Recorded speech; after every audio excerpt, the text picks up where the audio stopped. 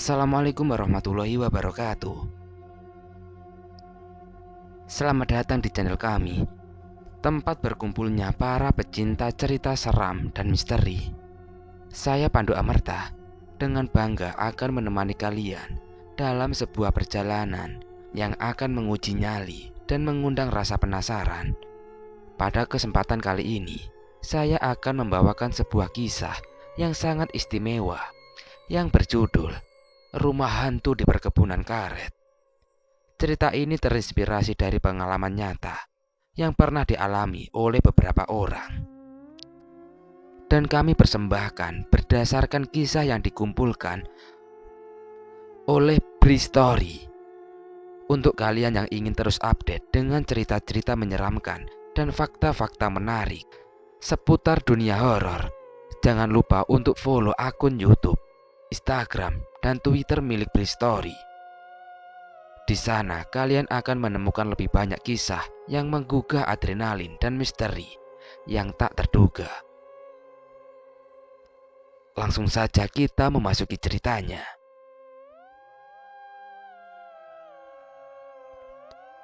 Awal tahun 1988.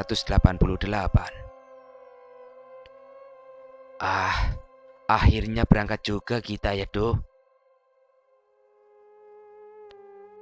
Ini semua gara-gara lo. Kenapa juga mau sih ditugasin di tengah hutan Sumatera?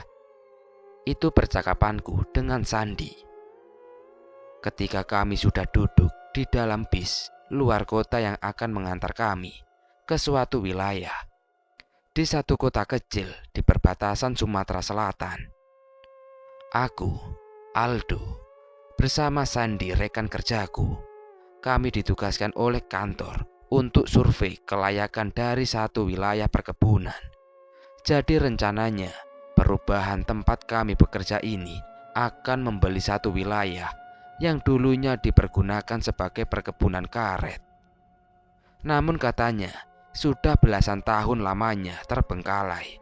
Maka dari itulah aku dan Sandy ditugaskan untuk mengunjungi, untuk melihat-lihat keadaannya. Rencananya kami akan tinggal di sana selama 1 minggu. Ada beberapa penelitian dan tes juga yang akan dilakukan. Kami ingin tahu tingkat kesuburan tanah dan info lainnya. Awalnya aku keberatan dengan tugas ini dengan berbagai alasan. Salah satunya jauh dari keluarga, dan tempat yang akan kami kunjungi ini jauh di pedalaman Sumatera. Mendengarnya saja sudah cukup seram, tapi akhirnya Sandy bisa membujukku dengan berbagai cara dan alasan. Hingga akhirnya aku luluh dan mau menemaninya menjalankan pekerjaan ini. Singkat cerita, setelah belasan jam perjalanan, akhirnya bis yang mengantarkan kami tiba di suatu kota kecil. Jam 11 siang kami turun dari bis, lalu berdiri di pinggir jalan depan pertokoan. Matahari nyaris berada tepat di atas kepala. Panasnya menyengat mencairkan keringat. Kami dengan penampilan yang berbeda dengan warga setempat sedikit menarik perhatian. Beberapa mata terlihat memandang dengan penasaran. Kemana dulu nih kita, San? Lo pegang alamatnya kan? Tanyaku ke Sandy yang masih berdiri dengan wajah sedikit mengantuk. Iya, gue juga bingung baca alamatnya nih. Kotanya sih benar kota ini, jawab Sandy. Mungkin raut wajah kami memang kelihatan kebingungan, jadi tambah menarik perhatian banyak orang. Mau kemana, Bang? Tiba-tiba ada orang yang sudah berdiri di dekat kami. Kami mau ke alamat ini. Tahu gak, Bang? Jawab Sandy sambil menunjukkan secari kertas di tangannya. Orang itu membacanya sebentar, lalu dia bilang, "Oh, ini sih Pak Rahman, bos tanah. Ayo saya antar ke rumahnya, gak jauh kok dari sini." Kebetulan yang menyenangkan. Tentu saja kami senang mendengarnya. dan ikut ajakan dari pemuda ini, kami mengikuti langkahnya menuju ke arah belakang kota kecil ini, menyusuri jalan tanah lebar menembus celah pertokoan yang berbaris berjejer. Memang kota kecil, keramaian hanya ada di sepanjang jalan besar tadi, yang kebetulan merupakan jalan lintas Sumatera. Gak terlalu lama, hanya kira-kira 30 menit perjalanan, diselangi dengan obrolan santai, jadinya gak terlalu terasa. Tibalah kami di depan satu rumah kecil dengan halaman luas. Rumah sederhana, namun kelihatan sangat nyaman sebagai tempat tinggal. "Ayo bang, kita masuk, ini rumah Pak Rahman," ajak pemuda baik hati ini, yang kebetulan kami tahu kalau namanya Kusman. Ada yang menarik perhatian ketika kami sudah berada di halaman rumah. Tepat di depan teras, ada 3 motor berjejer. Aku bertanya-tanya dalam hati, kok banyak sekali motor yang dimiliki Pak Rahman? Setelah sudah berada di depan pintu, Kuswan mengetuknya. "Assalamualaikum." Agak lama kami menunggu, sampai akhirnya pintu terbuka. Lalu muncul laki-laki setengah baya dari dalam rumah. "Pak Rahman, ada tamunya nih," ucap Kuswan sambil tersenyum. "Oh, Mas Sandi dan Mas Aldo ya? Saya Rahman," ucap beliau dengan senyum ramah. Kemudian beliau mempersilahkan kami duduk di kursi teras. Disitulah kami mulai berbincang. Setelah itu Kuswan yang sudah berbaik hati mengantarkan pergi setelah kami sudah mengucap banyak terima kasih. Jadi singkatnya, Pak Rahman ini adalah orang yang ditunjuk oleh perusahaan untuk jadi semacam pemandu yang akan memandu kami dalam rangka survei ini. Pak Rahman juga merupakan orang kepercayaan dari pemilik lahan. Beliau sudah lama tinggal di kota kecil ini dan juga kurang lebih sudah sangat tahu keadaan dan situasi lahan perkebunan karet yang akan kami tuju. "Kira-kira saya sudah 15 tahun tinggal di sini dan sudah 5 tahun bekerja untuk pemilik lahan yang mas-mas ini mau datangi," begitu katanya. Menurut cerita Pak Rahman, dia sebenarnya sangat jarang datang ke perkebunan karet. Hanya sesekali saja kalau ada orang yang datang untuk melihat-lihat dan tujuan untuk membeli. Seperti kami inilah kira-kira. "Yang pasti, perkebunan karet itu sudah lama terbengkalai. Karetnya sudah lama tak disadap. Semak belukar dan rerumputan ilalang tumbuh subur hampir di setiap sudut lahan. Pokoknya lihat saja sendiri nanti," ucap Pak Rahman, lagi-lagi dengan senyuman. "Berapa lama perjalanan dari sini, Pak?" tanyaku. "Kira-kira 1 jam lebih perjalanan menggunakan motor. Nah, itu motornya sudah saya siapkan." Pak Rahman menunjuk ke 3 motor terparkir di halaman. Yang tadi sempat menarik perhatian, ternyata motor itu disiapkan untuk kami. "Nanti Mas Aldo dan Mas Sandi bisa pakai 2 motor itu untuk transportasi." Ah, syukurlah kami gak harus berjalan kaki ke perkebunan karet, pikirku dalam hati. Tapi 1 jam lebih perjalanan bermotor juga cukup melelahkan sih. Rumah tempat menginap juga sudah disiapkan dan dibersihkan. Tinggal mengisi saja. Malam ini saya bisa menemani menginap di sana sampai besok sore. Lusa saya ada keperluan, jadi gak bisa menemani, lanjut Pak Rahman. "Rumah tempat kami tinggal dekat-dekat sini, Pak?" tanya Sandi penasaran. "Loh, Memang kalian gak dikasih tahu. Rumahnya bukan di sini, tapi di perkebunan karet itu. Tapi tenang saja, aman banget kok di sana. Ini informasi baru. Kami pikir rumah tempat kami akan tinggal letaknya di kota kecil ini. Ternyata salah. Tapi di tengah-tengah perkebunan karet. Ya sudah, gak ada lagi yang bisa kami lakukan selain menuju perkebunan karet itu, lalu menyelesaikan pekerjaan supaya lekas kembali ke Jakarta. Kalau sudah siap, nanti setelah makan siang kita langsung berangkat saja ke perkebunan ya, ucap Pak Rahman. Aku dan Sandi mengangguk setuju. Setelah itu, kami melanjutkan perbincangan, lebih banyak berisi mengenai perkebunan karet, tapi sesekali memperbincangkan hal lainnya. Pak Rahman yang sangat ramah dan suka bercanda, menjadi kami betah berlama-lama berbincang dengannya. Nyaris jam 1:30 siang, kami mulai perjalanan. Matahari mulai sedikit condong ke barat, tapi panasnya masih terasa membakar kulit. Mengendari motor masing-masing, Pak Rahman berada paling depan. Aku dan Sandi mengikuti dari belakang. Kami menuju keluar kota kecil yang gak terlalu ramai ini. Awalnya menyusuri jalan aspal yang di kanan kirinya berdiri bangunan pertokoan kecil, berjajar berbaris memenuhi sisi jalan. Tapi lama-kelamaan barisan toko mulai berkurang dan akhirnya menghilang.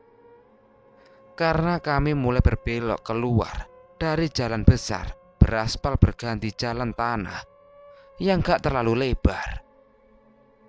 Di sini mulai memasuki wilayah hutan, yang Pak Rahman bilang kami memang harus melalui hutan belantara dulu sebelum masuk wilayah perkebunan karet. Dan benar, hutan yang kami telusuri kurang lebih bisa disebut belantara. Pepohonan berdiri lebat dan rindang. Sinar matahari gak bisa menembus sepenuhnya. Hanya garis-garis cahayanya saja yang mampu menerobos kerindangan. Jalannya juga agak menantang. Beberapa kali kami melewati tanjakan yang curam dan berkelok berkeliku. Untung saja cuaca cerah. Entahlah apa jadinya kalau diguyur hujan. Raungan mesin motor yang kami tunggangi seperti memecah kesunyian. Belantara ini semakin jauh ke dalam, keadaannya semakin rimbun dan sepi. Di awal perjalanan tadi, sesekali kami masih berpapasan dengan penduduk setempat yang lalu lalang juga menggunakan motor. Tapi lama-kelamaan, sepertinya hanya tinggal kami bertiga yang berada di jalan yang semakin lama semakin mengecil ini. Hanya kami yang sedang berada di dalam hutan ini. Tapi aku cukup takjub dengan pemandangan yang terpampang. Pemandangan yang belum pernah aku lihat dan merasakan sebelumnya. Pemandangan yang mustahil ada di kota Jakarta. Tapi sekitar sudah 45 menit perjalanan, Pak Rahman menghentikan laju motornya. Kemudian aku dan Sandi berhenti juga di sampingnya. Nah, ini batas paling luar perkebunan karetnya. Perbatasan langsung dengan hutan yang kita lewati tadi. Begitu kata Pak Rahman. Memang benar, beberapa meter di depan pemandangan sudah berubah. Yang tadinya hutan belantara berganti jadi banyak pepohonan karet berdiri memanjang, berbaris rapi berjarak sama satu dengan lain. Yuk, kita lanjut jalan. Rumahnya sekitar setengah jam dari sini, Pak Rahman bilang begitu. Lalu kami mengikuti di belakangnya.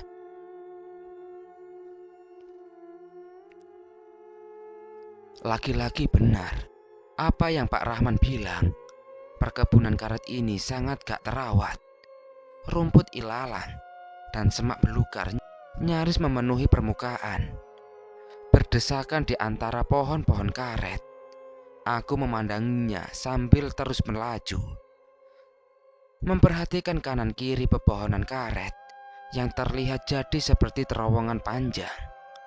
Sepi, gak ada orang sama sekali. Sepertinya benar hanya kami orang yang ada di wilayah luas di pedalaman Sumatera ini. Tapi ada yang sedikit aneh. Mungkin hanya perasaan saja atau bagaimana. Tapi aku merasa kalau ada yang sedang memperhatikan kami. Entah siapa. Yang lebih aneh lagi, aku merasa kalau perkebunan karet ini hidup dan seperti sedang memperhatikan kami juga. Sungguh perasaan yang aneh kan? Tapi ya sudahlah.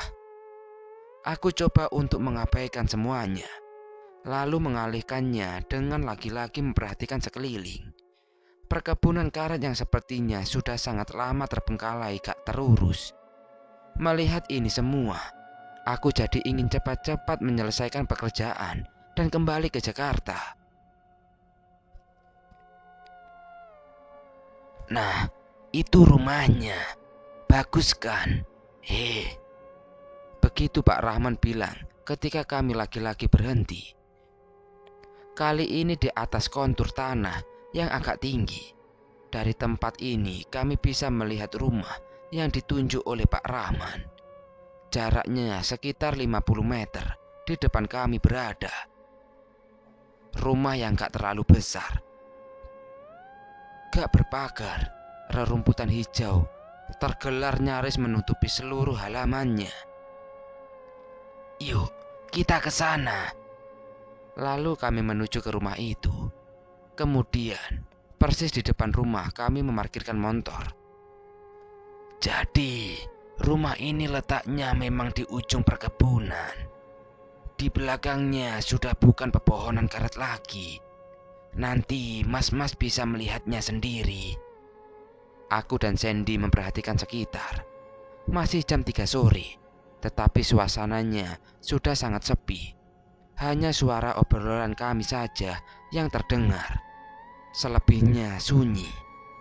Di sini belum ada listrik, tapi lampu minyak tanah dan Petromax sudah saya siapkan semuanya. Termasuk kompor dan peralatan makan sudah ada. Kira-kira berapa lama di sini ya? Kalimat Pak Rahman diakhiri dengan pertanyaan. Paling lama 1 minggu, Pak.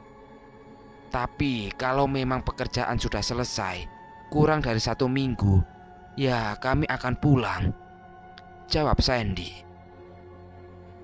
Gak lama setelah berbincang di luar, lalu kami masuk ke dalam rumah. Rumah dengan 2 kamar besar di depan dan 1 kamar yang lebih kecil di belakang. Di depan 2 kamar besar ada ruang tamu atau ruang tengah yang cukup besar. Di dalamnya ada sofa panjang, meja kayu, dan 2 kursi. Yang menarik, kamar mandi di rumah ini masih menggunakan sumur sebagai sumber air. Tenang saja, air yang ada di sumur ini sangat bersih, bisa digunakan sebagai air minum setelah dimasak. Pak Rahman bilang begitu. Ketika kami sedang melihat isi kamar mandi dengan sedikit keheranan, di depan kamar mandi ada dapur kecil dengan perlengkapan masak seadanya. Oh iya, di belakang rumah ternyata pepohonan bambu. Sungguh banyak pohon-pohon bambu yang berdiri di situ. Setelah selesai berkeliling, kami lalu membereskan barang-barang bawaan, meletakkannya di kamar depan. Aku dan Sandy memutuskan tidur di kamar yang sama nantinya. Sementara kamar tengah akan diisi oleh Pak Rahman, yang malam ini rencananya akan menginap di sini juga. Hari pun terus bergulir menjadi sore, mendekati malam. Jam 8 malam. Setelah makan kami berbincang di ruang tengah. Lampu Petromax jadi sumber penerangan. Dalam jangka beberapa waktu kami harus memompanya agar bisa terus menyala terang. Mas bisa tenang bekerja di sini. Kalau boleh tahu, survei apa aja sih yang akan dilakukan? Tanya Pak Rahman sambil menghisap rokoknya. Gak banyak kok Pak, hanya mengukur luas lahan, menghitung banyaknya pohon karet, kesuburan tanah, dan sebagainya. Kira-kira seperti itu Pak, jawab Sandy. Harapannya sih gak sampai seminggu kami sudah selesai, sambungku. Perbincangan cukup seru dan menarik. Ditambah Pak Rahman yang sepertinya orang yang sangat senang bercerita tentang apa saja. Tapi pikiranku sesekali teralihkan, memperhatikan situasi dan keadaan rumah ini dan perkebunan karet di luar. Heningnya sungguh benar adanya. Gak ada suara sama sekali, selain suara dedaunan yang bergoyang tertiup angin. Kenapa Mas? Sepi sekali yo. Ya namanya juga di tengah hutan kan? Pak Rahman membuyarkan lamunanku. Iya Pak. Saya sama sekali belum pernah merasakan tinggal di tempat seperti ini, jawabku. Masing-masing gelas kopi sudah habis, hanya menyisakan bubuknya saja. Entah sudah berapa batang rokok yang sudah kami habiskan dalam menemani percakapan. Gak terasa sudah nyaris jam 11 malam. Angin dingin mulai menyeruak masuk ke dalam rumah dari pintu depan yang memang sengaja kami buka sejak tadi. Sementara di luar sana gelapnya sudah agak karuan. Yang terlihat hanya batang-batang besar pepohonan karet yang terlihat dari kejauhan. Obrolan kami pun sudah mulai banyak jeda. Sepertinya sudah hampir kehabisan bahan perbincangan. Ditambah aku dan Sandy memang sudah sangat kelelahan. Tapi sesekali lagi aku membakar rokok, lalu berdiri dari duduk dan berjalan menuju pintu. Aku ingin melihat pemandangan di luar. Pemandangan yang belum pernah aku lihat sebelumnya. Gelap pekat perkebunan karet. Nyaris gak ada objek yang bisa tertangkap indera penglihatan. Nah, ketika sudah beberapa menit berdiri di pintu, aku mendengar sesuatu. Aku mendengar suara yang cukup aneh. Sama sekali aku gak pernah mendengar suara ini sebelumnya.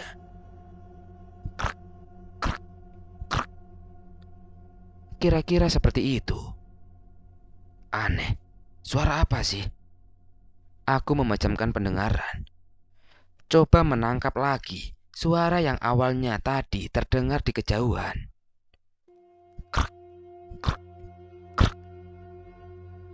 Kedengaran lagi. Kali ini jaraknya seperti sudah lebih dekat. Terdengar lagi beberapa kali. Pak, itu suara apa ya? Pak Rahman, dengarkan? Tanyaku pada Pak Rahman.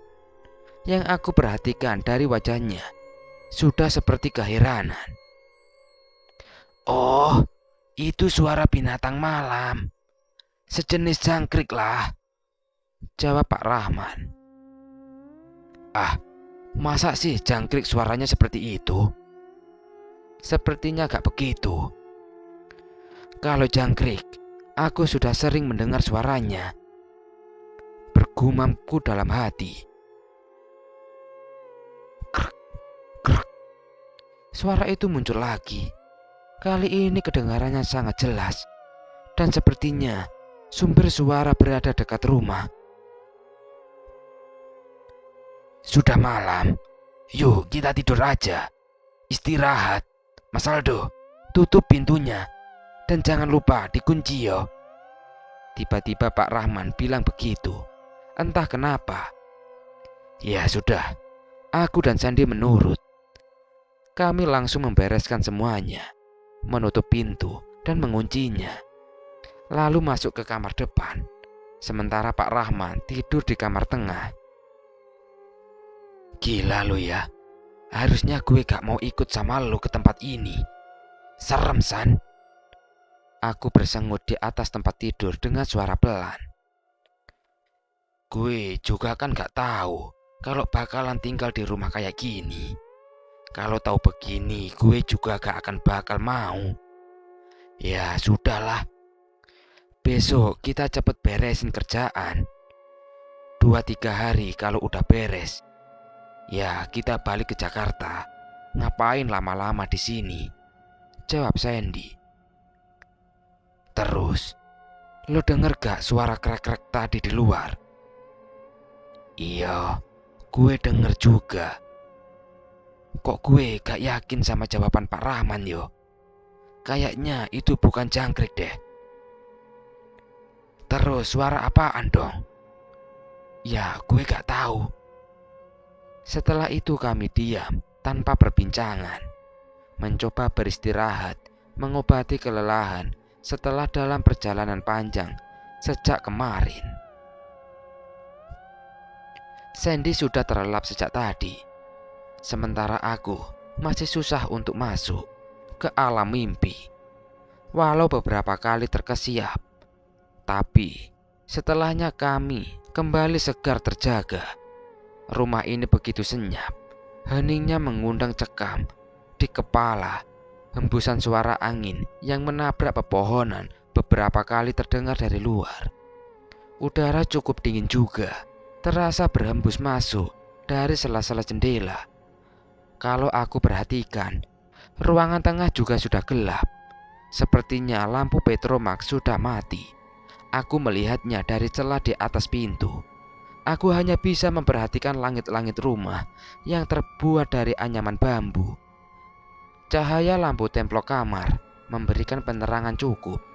Sampai akhirnya, hal yang aku takutkan sejak tadi terjadi. Aku ingin buang air kecil.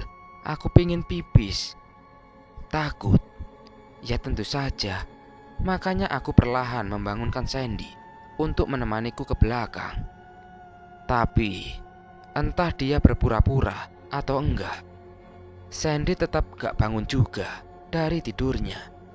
Sudah gak tahan lagi, akhirnya aku memberanikan diri untuk ke kamar mandi sendirian. Melangkah keluar kamar, yang pertama kali aku lihat adalah ruang tengah yang benar memang sudah gelap. Pencahayaannya hanya dari kamarku dan kamar Pak Rahman. Iya, ternyata pintu kamar Pak Rahman dalam keadaan terbuka. Ketika aku melewati depan kamarnya, dia terlihat tertidur lelap di atas ranjang. Aku lalu terus melangkah menuju kamar mandi. Dapur memang kami biarkan gelap, tapi di depan pintu kamar mandi sudah disiapkan lampu templok kecil untuk dibawa ke dalam. Di dalam kamar mandi, aku akhirnya bisa lega buang air kecil. Setelah itu gak lupa menyiramnya. Nah, ketika sudah hampir selesai, inilah tiba-tiba aku mendengar suara itu lagi. Krek, krek, krek. Suara yang persis sama dengan yang kami dengar tadi di luar. Bedanya kali ini terdengar sangat jelas. Sepertinya sumber suara bukan berada di luar, tapi di dalam rumah. Krak, krak, krak. Kedengaran lagi. Saat itulah aku sangat yakin kalau itu bukan suara jangkrik. Seperti yang Pak Rahman bilang, jangkrik gak seperti itu bunyinya. Rasa takut mulai menyeruak di kepala, tapi gak ada jalan lain kecuali harus membuka pintu dan keluar. Ya sudah, dengan masih memegang lampu templok di tangan, perlahan aku mulai membuka pintu kamar mandi.